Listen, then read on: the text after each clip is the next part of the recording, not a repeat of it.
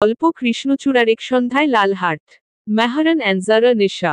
গল্পের প্রথম থেকে শেষ অংশ। 01। অপ্রীতিকর অবস্থায় ছেলেমেয়ে দুটোকে দেখতেই স্তব্ধ হয়ে গেলেন নীলুফা ইয়াসমিন চৌধুরী। কিছুক্ষণ পূর্বে সার্ভেন্ট থেকে জানতে পারলেন দুজন একই রুমেই রয়েছে। তাই সন্ধ্যার নাস্তা করার জন্য দুজনকে ডাকতে এসেছিলেন তিনি।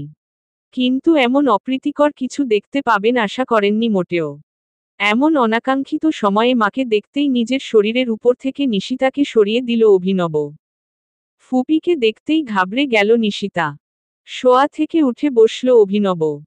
বেড থেকে নেমে পেছনে থেকে ডেকে উঠল, আম্মু, প্লিজ কথা শুনুন। মায়ের হাতটা ধরতেই ঝাড়ি মেরে ফেলে দিলেন তিনি। অস্থির হল অভিনব। আম্মু, আপনি ভুল বুঝছেন। Shut up. তোমার মুখ দেখতে চাই না আমি। আম্মু, সরে যাও সামনে থেকে। পেছনে থেকে ছলছল নয়নে মাছেলের দিকে তাকিয়ে রইল নিশিতা। হনহন করে চলে গেলেন নীলুফা ইয়াসমিন।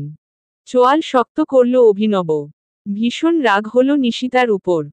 শুধু এই মেয়েটার কারণে তার মা এখন তাকে ভুল বুঝেছে। সব দোষ এই মেয়েটার। তদ্রূপ নিশিতারও ভীষণ রাগ হচ্ছে এই অভিনবের উপর। এই মানুষটার কারণে তার ফুপি এখন তাকে ভুল বুঝেছে।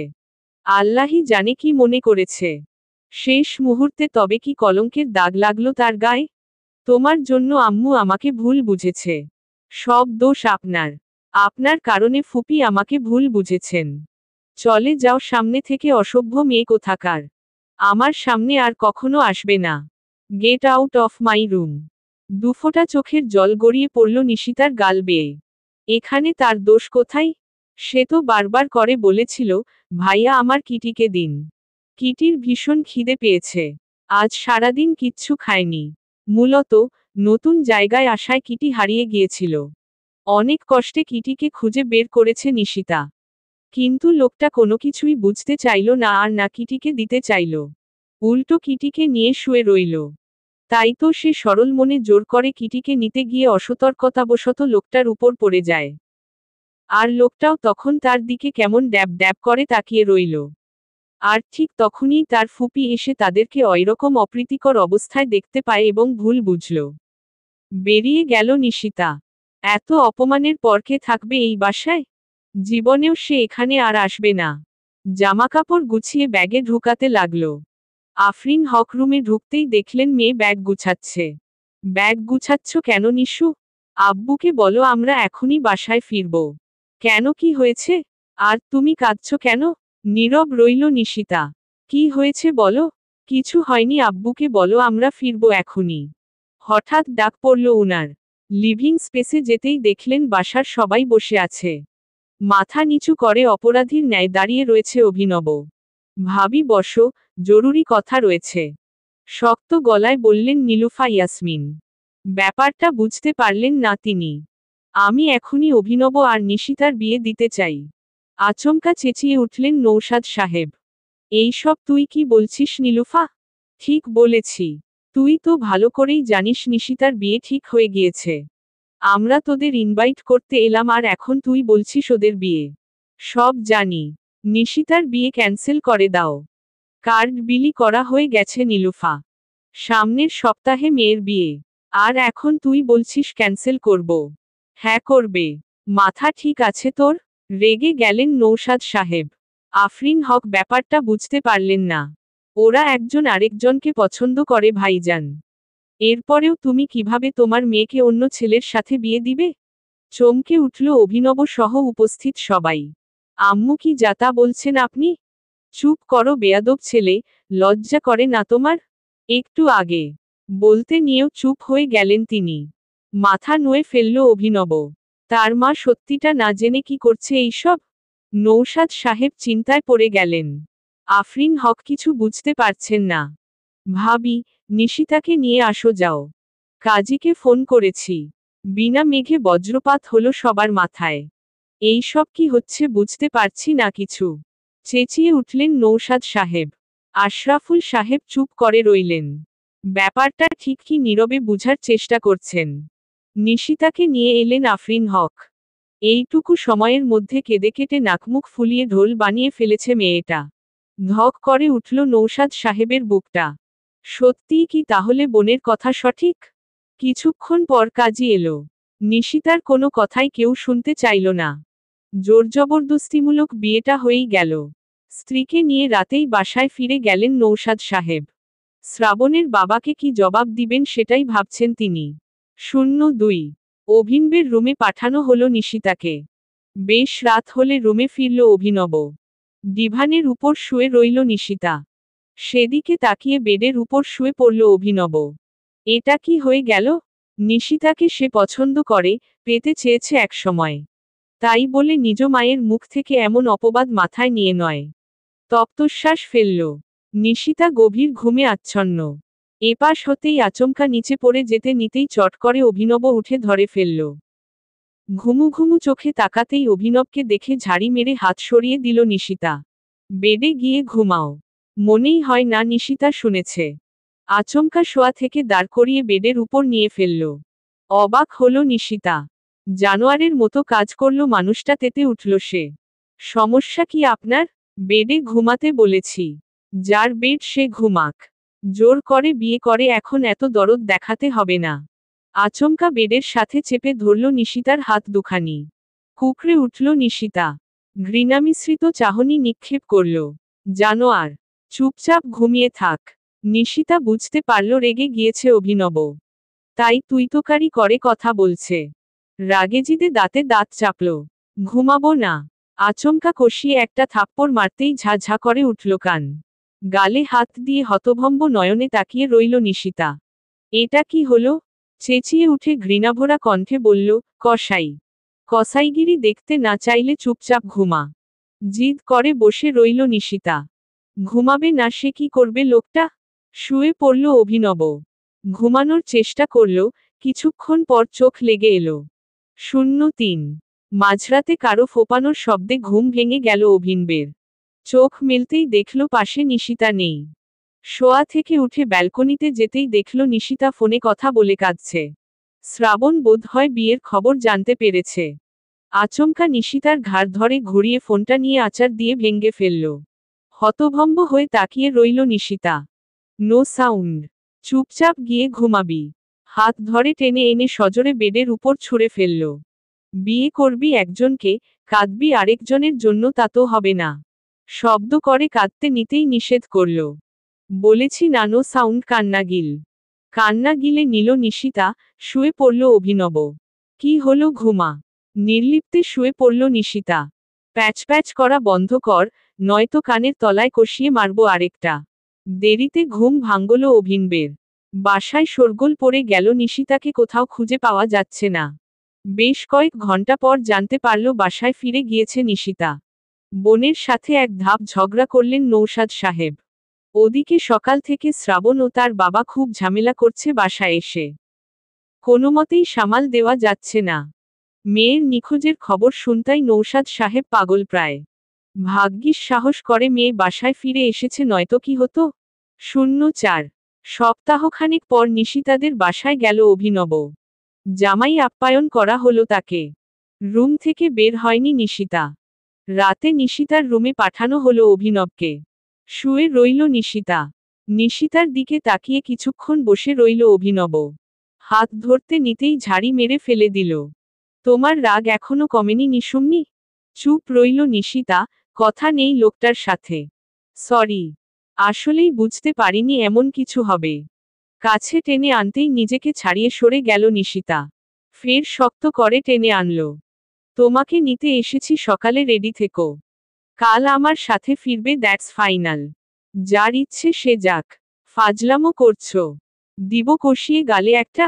05 সকালে নিশিতাকে নিয়ে বাসায় ফিরে গেল অভিনব। নিয়মানুযায়ী পরের দিন সকালে হসপিটালে চলে গেল। নীলুফা ইয়াসমিন নিশিতার সাথে কথা বললেন না, নিশিতাও বলল না। দুজনেরই দুরকম ক্ষোভ রয়েছে। সারাদিন রুমবন্দি হয়ে রইল নিশিতা। দম আটকে আসছে তার। ভালো লাগছে না কিছুই।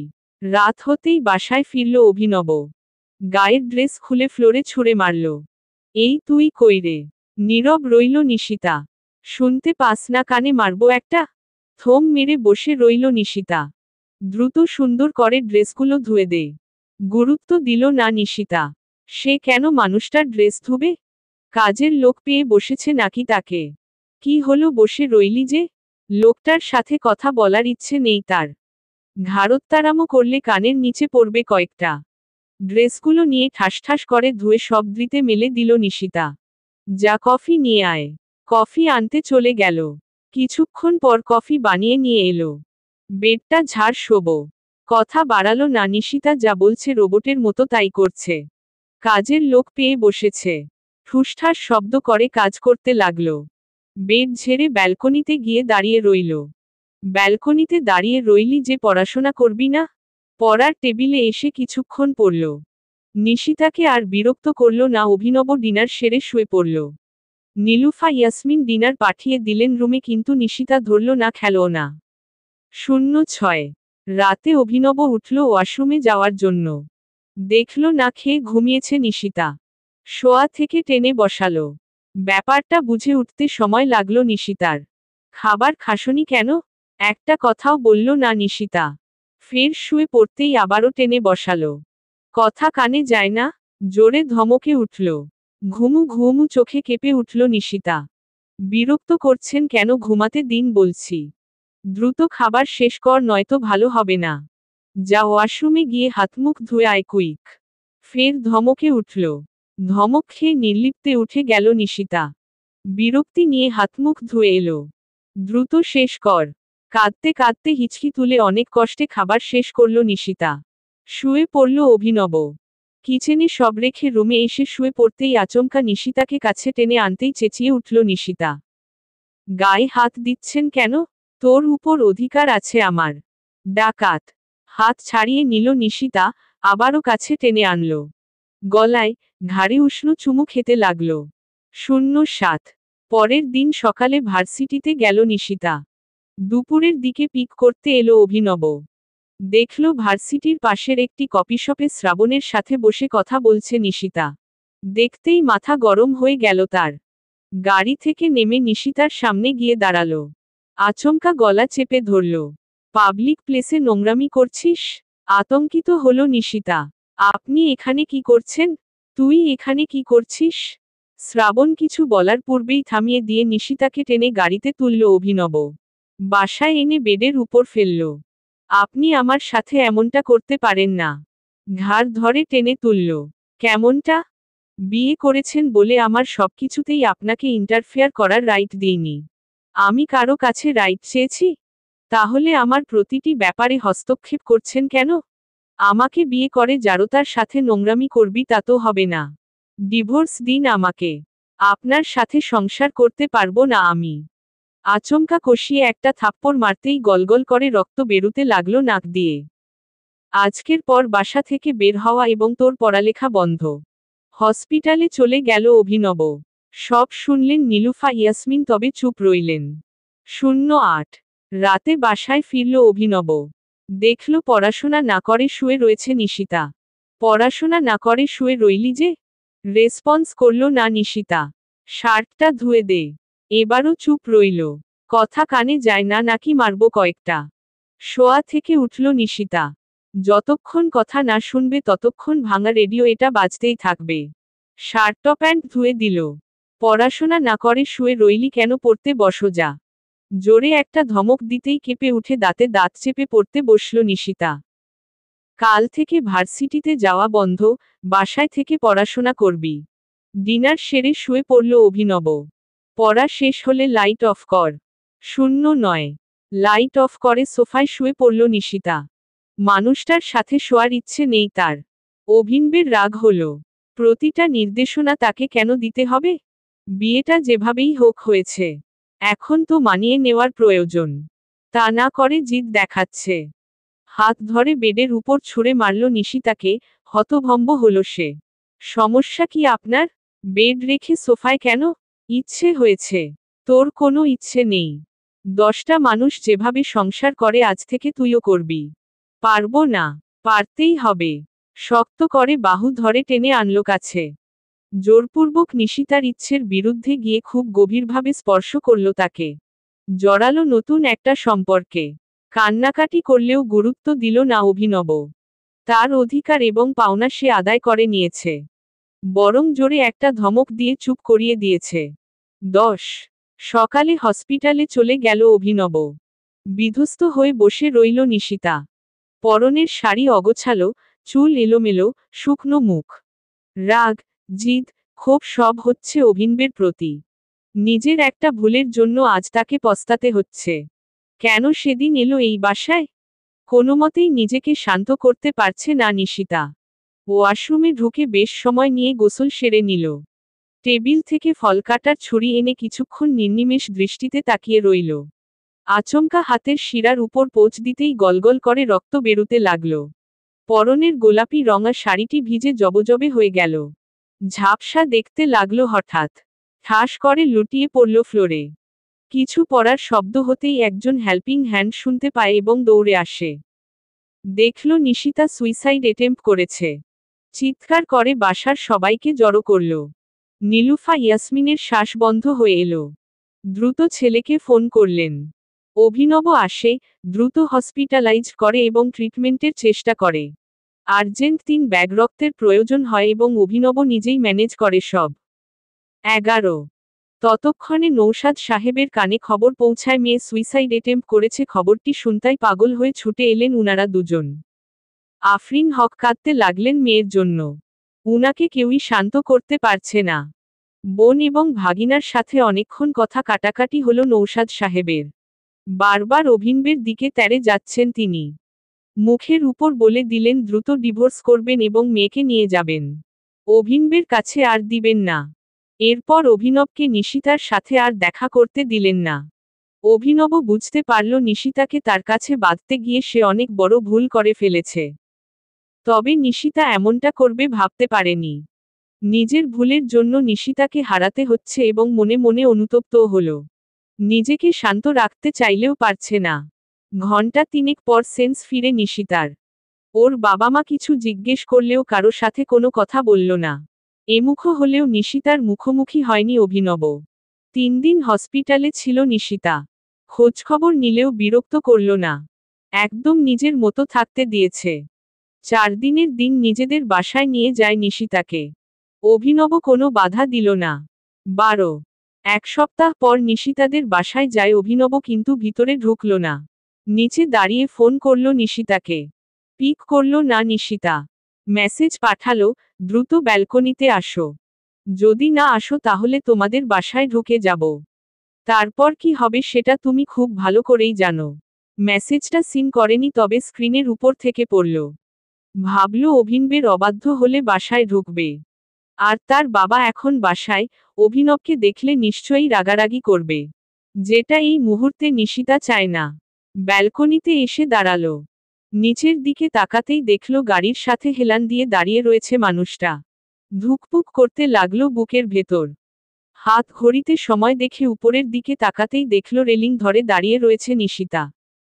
নিচে আসো ফাস্ট। ওইভাবেই দাঁড়িয়ে রইল নিশিতা। শুনতে পাও না? কেন এসেছেন? নিচে আসবে নাকি আমি আসব উপরে? অগত্যা বাধ্য হয়ে নিচে নামল নিশিতা। ভাবল আজ কয়েকটা কড়া কথা শুনিয়ে দিবে। বাবা মাকে লুকিয়ে নিচে নেমে কাছাকাছি এসে দাঁড়ালো। গাড়িতে উঠো। মানে? গাড়িতে উঠতে বলেছি বুঝো না কিছু? আপনি কেন এসেছেন? ঝামেলা করতে। চলে যেতে নেয় নিশিতা। আচমকা হাত ধরে গাড়িতে তুলে ডোর লক করে দিল অভিনব। চেঁচাতে লাগলো নিশিতা।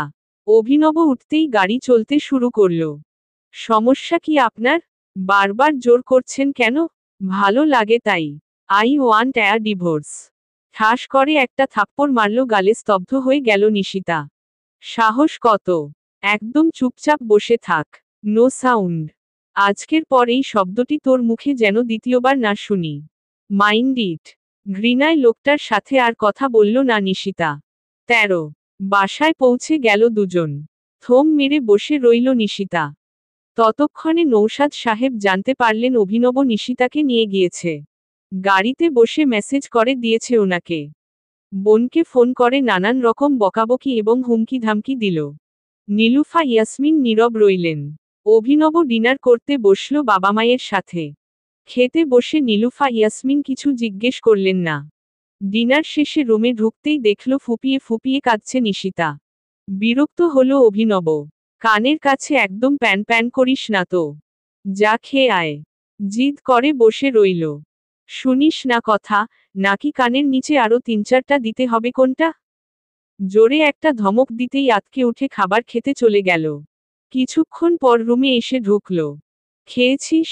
হ্যাঁ। এতক্ষণ লাগে তোর খাবার খেতে? প্রত্যুত্তর করল না নিশিতা। তোদের বাসার নিচে এতক্ষণ দাঁড় করিয়ে রেখেছিস, এখন পাগুলো ব্যথা করছে, টিপে দে। বাধ্য হয়ে পা টিপতে লাগলো নিশিতা। কি রে, তোর গায়ে শক্তি নেই? কিছু খাওয়ায় না তোর বাপ? ঠোঁট চেপে রাখল নিশিতা। হয়েছে, আর লাগবে না, লাইট অফ করে শুয়ে পড়। 14। লাইট অফ করে শুয়ে পড়ল নিশিতা। আচমকা তাকে কাছে টেনে আনলো অভিনব। ছাড়াতে চাইল, কিন্তু দানবের মতো মানুষটার কাছ থেকে ছাড়াতে পারল না নিজেকে। নিশিতার গলায় মুখ গুজল অভিনব। নেশালো সুরে বলে উঠল, আই মিস ইউ নিশু পাখি। শ্বাস আটকে রইল নিশিতা। আকস্মিক অভিমানগুলো জলে টইটম্বুর হয়ে গেল নয়নজোড়ায়। ছাড়ুন। আষ্টেপৃষ্ঠে জড়িয়ে ধরল নিশিতাকে। সরি নিশুমনি। Very sorry. তুমি এমনটা করবে ভাবতে পারিনি। ফের ছাড়াতে চাইল নিজেকে, কিন্তু পারল না। সরি বলছি না, তাহলে জিদ করছো কেন? আপনার সাথে কথা নেই। সবকিছুর জন্য সরি তো। চুমু খেতে লাগলো ঘাড়ে, গলায় ছাড়াতে চাইল নিজেকে, কিন্তু অভিনব ছাড়ল না। আবারও গভীর স্পর্শে উন্মাতাল করে তুলল নিশিতাকে, হার মানল সে। আরও একবার গভীরভাবে কাছে টানল। বাধ্য হয়ে নীরবে সায় দিল নিশিতাও। একসময় ক্লান্ত হয়ে পড়ল দুজন। অতঃপর নিজের বুকের সাথে জড়িয়ে রাখল নিশিতাকে। নিশিতা কাঁদছে, খুব খারাপ লাগলো অভিনবের। নিশুমনি সরি। কাঁদে না প্লিজ। থামল না নিশিতা, হিচকি উঠল, অস্থির হলো অভিনব। নিশুমনি, আমার কথা একবার শোনো প্লিজ। কি শোনার আছে আর? আপনি সবসময়ই আমার উপর মানসিক এবং শারীরিক টর্চার করছেন। আমাকে একটুও সময় দিচ্ছেন না। সবসময়ই জোরজবরদস্তি করছেন। আমি তোমাকে খুব ভালোবাসি নিশুমনি। কিন্তু কখনো বলতে পারিনি। এখন যেহেতু আমাদের বিয়েটা হয়ে গিয়েছে, সেহেতু তোমার উচিত মানিয়ে নেওয়া। তা না করে তুমি শ্রাবণের সাথে যোগাযোগ রেখেছ, এটা কি ঠিক বলো? শ্রাবণ আমার ফিয়ন্সে। এখন কিভাবে ফিয়ন্সে থাকে নিশুমনি? কিছু বলতে পারল না নিশিতা। শোনো, শ্রাবণ ভালো ছেলে নয়, ও প্লেবয় টাইপ। মিথ্যা কথা। শ্রাবণ অনেক ভালো ছেলে। এইসব মিথ্যা বলে আমাকে বুঝাতে পারবেন না। শ্রাবণ আমাকে অনেক ভালোবাসে। আমি বাসি না? প্রত্যুত্তর করল না নিশিতা। 15। নীলুফা ইয়াসমিনের সাথে টুকটাক কথা হয় নিশিতার, তবে অতটাও না। আজ নিজেই একটু পাকনামি করে নুডলস বানাতে গিয়েছে। প্রথমবারের মতো কিছু একটা ট্রাই করছে নিশিতার, আনন্দ লাগছে, আবার ভীতিও কাজ করছে। হসপিটাল থেকে ফিরতেই দেখল নিশিতা কিচেনে টুংটাং শব্দ করে কিছু একটা করছে। এপ্রনটা সোফার উপর রেখে কিচেনে ঢুকল অভিনব, তবে খেয়াল করল না নিশিতা। কাজে মন দিয়েছে। হাসি হাসি মুখ তার। আলগোছে পেছনে থেকে দুহাতে জড়িয়ে ধরে কাঁধে থুতনি রাখল অভিনব। ভড়কে গেল নিশিতা, তবে সরল না, ওইভাবেই দাঁড়িয়ে রইল। মানুষটার সাথে তার ভিতরে ভিতরে অনেক ঝগড়া, রাগ, ক্ষোভ, অভিমান সব চললেও মানুষটাকে তার অধিকার থেকে কখনো বঞ্চিত করেনি সে। যখন চেয়েছে তখনই সে নির্লিপ্তে সঁপে দিয়েছে। যখনই কাছে টেনেছে তখনই তার ডাকে সাড়া দিয়েছে, বারণ করেনি কখনো। তবে অভিনব বুঝতে পারে মন থেকে নিশিতা কখনো সায় দেয় না। কি করছো নিশু পাখি? কিছু না। কফি হবে? হুম, দিচ্ছি, রুমে যান। সময় নিয়ে ঘাড়ে চুমু খেয়ে সরে আসে অভিনব। রোমাঞ্চিত হয় নিশিতা। কিছুক্ষণ পর কফি বানিয়ে রুমে নিয়ে যায়। নুডলস খেয়ে পড়তে বসল নিশিতা। অনেকক্ষণ পড়ার পরে ডিনার করতে ডাকেন নীলুফা ইয়াসমিন। খেতে বসে আচমকা মাথা ঘুরে পড়ে গেল নিশিতা। ঘাবড়ে গেল মাছেলে দুজন। পাজাকলো করে কোলে তুলে রুমে নিয়ে গেল নিশিতাকে। নিজেই চোখমুখ এবং প্রেশার চেক করল। চিন্তিত হয় অভিনব। প্লেটে খাবার তুলে নিয়ে এসে খাওয়াতে নেয়।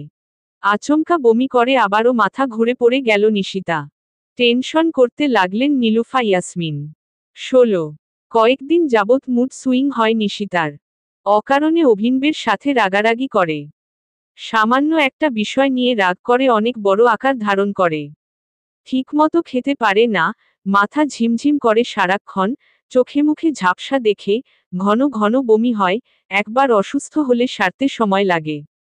গাইনি ডক্টরের কাছে নিয়ে গেল নিশিতাকে। রিপোর্ট পজিটিভ এসেছে, নিশিতা কনসিভ করেছে। সবাই খুশি হলেও খুশি হতে পারল না নিশিতা। অভিনব যে ইচ্ছে করে বেবি নিয়েছে প্রথমে বুঝতে না পারলেও এখন বুঝতে পেরেছে। 17 মেয়ের কনসিভের খবর পেতেই খুশি হলেন নৌশাদ সাহেব এবং আফরিন হক। দুই বাড়ির আনাচে কানাচে খুশির ছোঁয়া। খবর পেতেই ছুটে আসেন উনারা। নিশিতা নীরবই রইল। মেয়েকে বাসায় নিয়ে যাওয়ার কথা বললেন নৌশাদ সাহেব, কিন্তু অভিনব সাফ সাফ নিষেধ করে দিয়েছে। নিশিতার মতিগতি ঠিক নয়, বাচ্চা নষ্ট করে শ্রাবণের সাথে পালিয়ে যেতে পারে। এখনো যোগাযোগ রেখেছে ওই শয়তানটার সাথে। গায়ে হাত তুলতে গেলেও অভিনব এখন পারে না। তার বাচ্চা নিশিতার পেটে, তাই চুপ রয়েছে। এতদিনে অভিনব এইটুকু বুঝতে পেরেছে জোর করে শারীরিক সম্পর্ক স্থাপন করা গেলেও মন পাওয়া যায় না। আর না কাউকে আটকে রেখে সংসার করা যায়। এখন বাচ্চাটার জন্য চিন্তা হয়। একদিকে ভালোবাসার মানুষ নিশিতা, আরেকদিকে সন্তান, সবসময় মহাচিন্তায় থাকে অভিনব। ওর বাবা মা নিয়ে যেতে বললে নিশিতা নীরব রইল, কিছু বলল না। উনারা ভাবলেন মেয়ে হয়তো যেতে চায় না, তাই কিছু বলছে না। স্বামী সংসারের প্রতি হয়তো মন বসেছে। আর অভিনব ছেলে হিসেবে খারাপ নয়। উনারা বুঝতে পেরেছেন অভিনব খুব ভালোবাসে তাদের মেয়েকে। তাই বাড়াবাড়ি করলেন না। বিয়েটা মেনে নিয়েছেন। যাওয়ার সময় মেয়েকে আদর করে গেলেন বাবা মা দুজন। ছোট্ট মেয়েটা কত বড় হয়ে গিয়েছে। এখন সেও কয়দিন পর বাচ্চার মা হবে। নিশিতাকে বুঝিয়ে শুনিয়ে চলে গেলেন উনারা। সবটা সময় নীরব ছিল নিশিতা। এরপর থেকে নিয়ম করে প্রতি সপ্তাহে নিশিতার বাবা মা আসে। সপ্তাহে দুদিন এখানে থেকে যায় দুজন। আসার সময় মেয়ের পছন্দের নানান রকমের খাবারদাবার তৈরি করে আনে তার মা। কিন্তু তেমন একটা খেতে পারে না নিশিতা, বমি করে দেয় সে। 18 কনসিভ করার পর থেকে সবটা সময় নীরব থাকে নিশিতা, কারো সাথে কথা বলে না। অভিনব বুঝতে পারে না নিশিতাকে। তবে যতটুকু সম্ভব সময় এবং যত্ন নেওয়ার চেষ্টা করে। আশানুরূপ রেসপন্স পায় না নিশিতার থেকে। হতাশ হয় অভিনব। নিশিতা বোধ হয় সম্পর্কটা রাখতে চায় না। কিন্তু বেবিটার কি হবে সেই ভেবেই অস্থির হয়। অনুশোচনায় দগ্ধ হয়, খুব বড় ভুল এবং অপরাধ দুটোই করে ফেলেছে সে। চিন্তায় ঘুমাতে পারে না রাতে। দিন দিন কেমন শুকিয়ে গিয়েছে অভিনব, চোখের নিচে ডার্ক সার্কেলও পড়েছে। ছুটির দিন শুক্রবার। জুমুয়া শেষে লাঞ্চ করল সবাই। নিশিতার এখন 5 মাস চলে। পেটটা একটু উঁচু হয়েছে। হাঁটাচলা করতে কষ্ট হয় কিছুটা। বিকেলের দিকে রমনায় নিয়ে যায় নিশিতাকে। বসন্তকাল হওয়ায় পার্ক ভর্তি কৃষ্ণচূড়ায় ভরা। দুজনেই কৃষ্ণচূড়ার পথ মারিয়ে পার্কের মধ্যে বেশ কিছুক্ষণ ঘোরাঘুরি করল। নিশিতার যা যা পছন্দ সবই কিনে খাওয়ালো। আইসক্রিম, বাদাম, চকলেট নিল, লাইটিং বেলুন কিনল এবং পছন্দের 5 কালারের 5টি হাওয়াই মিঠাই কিনে দিল। বাচ্চাদের মতো কামড়ে কামড়ে হাওয়াই মিঠাই খেতে লাগলো নিশিতা। মুগ্ধ নয়নে তাকিয়ে দেখতে লাগলো অভিনব। থেকে থেকে মৃদু বাতাসে কৃষ্ণচূড়া উড়ে এসে ফুলের বর্ষণ হচ্ছে।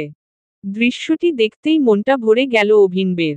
দুজনে আবারও কৃষ্ণচূড়ার পথ মারিয়ে হাঁটতে লাগল। ততক্ষণে এক সুন্দর স্বর্ণালী কৃষ্ণচূড়ার সন্ধ্যা নামল। মুহূর্তটা উপভোগ করল অভিনব। কিন্তু নিশিতার ভাবমূর্তি উপলব্ধি করতে পারল না। খুশি নাকি বেজার কিছুই বোঝা গেল না। অবশেষে বাসার পথে রওনা দিল দুজন। 19 প্রেগন্যান্সির এখন 9 মাস চলছে নিশিতার। পেটটা আরও ফুলে গিয়েছে। হাঁটাচলা একদমই করতে পারে না। রাতে ঘুমিয়েছে দুজন। হুট করে ঘুম ভেঙে যায় নিশিতার। ফুপিয়ে উঠে নিশিতা। হুড়মুড় করে জেগে উঠে অভিনব। নিশুম্নি, কি হয়েছে তোমার? নিজ থেকে এই প্রথম অভিনবের হাত ধরে নিজের পেটের উপর রাখল নিশিতা। অভিনব টের পেল তাদের বাবুটা কিক দিচ্ছে। ব্যথা পেয়ে চোখ বুজে ফেলল নিশিতা। অভিনব বুঝতে পারল নিশিতা ব্যথা পাচ্ছে। আস্তে আস্তে পেটের উপর হাত বুলায়। মিলিয়ে যায় পা, কিছুক্ষণ পর ঘুমিয়ে পড়ে নিশিতা। 20 সকালবেলা নিশিতাকে খাইয়ে হসপিটালে যাওয়ার জন্য রেডি হয় অভিনব। আয়নার সামনে দাঁড় করালো নিশিতাকে। সারা চোখে মুখে এবং পেটে আলতো করে উষ্ণ চুমু খেল। আজ হসপিটালে যেতে ইচ্ছে করছে না নিশুম্নি। নিশিতার বলতে ইচ্ছে করল, তাহলে যাওয়ার প্রয়োজন নেই, কিন্তু বলল না, গম্ভীর রইল। আজ বাসায় থেকে যাই? বাসায় তো আপনার কোনো কাজ নেই। মুখটা মলিন হয়ে গেল অভিনবের। তাও ঠিক বলেছ, বাসায় থেকে কি করব? হাতঘড়িটা পরে নিল। আজ নিজ থেকে একটু জড়িয়ে ধরবে নিশুম্নি? কেন? আমার ভয় করছে। কিসের? হারানোর। গুরুত্ব দিল না নিশিতা, কোন প্রতিক্রিয়াও দেখা গেল না, স্বাভাবিক রইল। হতাশ হয় অভিনব। বুকের বাপাসটায় চিনচিন করে ব্যথা করে উঠল। নিশিতা জড়িয়ে ধরল না, নিজেই জড়িয়ে ধরে পেটে চুমু খেয়ে বুকের সাথে মিশিয়ে নিল। তোমার উপর একটু বেশি অধিকার খাটিয়ে ফেলেছি নিশুম্নি, আর সেই জন্য আমি আন্তরিকভাবে দুঃখিত। আর যা ছিল তার থেকে একটু বেশিই কাছের ভেবে ফেলেছি, সেজন্যও আমি ক্ষমাপ্রার্থী। আমার কৃতকর্মের জন্য ক্ষমা করে দিও। মুড অন করো, তোমাকে এইভাবে দেখতে ভালো লাগে না। মৌন রইল নিশিতা। আমি হসপিটালে ফিরছি। তোমার খারাপ লাগলে আম্মুকে অথবা আমাকে ফোন করে জানিও কেমন। আসছি, ভালো থেকো, সাবধানে থেকো। আমাদের সন্তানকে দেখে রেখো। কিছু বলল না নিশিতা। শেষবারের মতো দুনয়ন জুড়িয়ে দেখে নিল নিশিতাকে। অতঃপর হসপিটালে রওনা দিল। সারাদিন নীরব রইল নিশিতা। তার ঠিক কেমন লাগা উচিত বুঝতে পারে না। বিকেলের দিকে হঠাৎ ওয়াটার ব্রেক এবং চরম মাত্রায় লেবার পেইন উঠে। খবর পেতেই হসপিটাল থেকে ছুটে আসে অভিনব। দ্রুত হসপিটালে নিয়ে যায় এবং রক্তের প্রয়োজন হয়। ডোনার পূর্বেই রেডি করে রেখেছিল, কিন্তু একজনকে পেলেও বাকিজনকে পেল না। অস্থির হয় অভিনব। ব্লাড ব্যাংক থেকে জানতে পারে ওখানে রক্ত আছে। অভিনব নিজেই রক্ত আনতে গেল। 21 ফুটফুটে একটি ছেলে সন্তানের মা হয় নিশিতা। জ্ঞান ফিরতেই সবাইকে মলিন মুখে দেখতে পায়। তার বাবা মা থাকলেও অভিনব আর তার ফুপিকে দেখতে পেল না। খুব অভিমান হলো মানুষটার প্রতি। বাচ্চা পেটে থাকতে কত আদর দেখিয়েছে, অথচ এখন নেই। বাচ্চাকে কোলে তুলে নিল নিশিতা। ফিডিং করাই, রাত হয়। তবুও অভিনব আসে না। নিশিতার ধৈর্যের বাঁধ ভেঙে যায়, তবুও মৌন রইল। অভিমানে বুক ফাটল, নীরবে চোখের জল ফেলল। তবুও অভিনবের দেখা নেই। অভিমান চাপা দিয়ে রাতে ঘুমিয়ে পড়ে নিশিতা। বাচ্চাটিকে কোলে নিয়ে কেঁদে উঠেন নিশিতার মা। নৌসাদ সাহেব ছলছল নয়নে তাকিয়ে রইলেন নাতির দিকে। ছোট্ট বাচ্চাটির কি দোষ জানতে চান তিনি। কেন তাকে এতিম করা হলো, আল্লাহর কাছে অভিযোগ করল। সকাল হয়, দুপুর গড়ায়, তবুও মানুষটা ফিরে না। উনারা কেউ আসেনি আম্মু? এসেছে। দেখলাম না যে। মৌন রইলেন তিনি। বাবু হওয়ায় উনারা কি খুশি নন? কিছু বললেন না আফরিন হক, চোখের জল ছেড়ে দিলেন এবার। আম্মু কাঁদছ কেন? এমনিই। ওই মানুষটার সাথে সংসার করার ইচ্ছে নেই আমার, জলদি ডিভোর্সের ব্যবস্থা করো। আর ব্যবস্থা করতে হবে না, সে তোকে ছেড়ে চলে গিয়েছে। কোথায়? যেখানে গেলে কেউ আর ফিরে আসে না। ধক করে উঠল নিশিতার বুকের ভিতর। কি বলছো আম্মু? হ্যাঁ। কেঁপে উঠল অন্তরাত্মা। অভিনব আর বেঁচে নেই।